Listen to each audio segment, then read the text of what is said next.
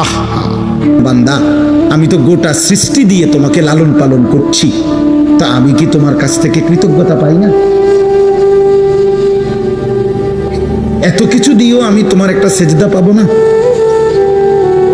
এত কিছুর বিনিময়েও আমি তোমার জবান দিয়া আমার নামটা উচ্চারিত হবে না? হ্যাঁ, আমার চোখে তুমি 60 বছর দেখলা, আমার কালাম কখনোই দেখলা না। আমার জিহ্বায় তুমি 70 বছর কথা বললা, আমার কোরআন একটাবার পড়তেও পারলা না।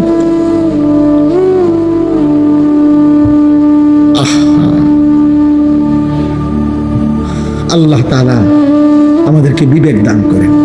আল্লাহ তাআলা বলেন, বান্দা এবার যদি তুমি বলো আল্লাহ সৃষ্টিও করলেন আপনি, অনুগত অবাধ্য, আপনার নাফরমানির পরেও আপনি লালন পালনও করছেন কেন আল্লাহ?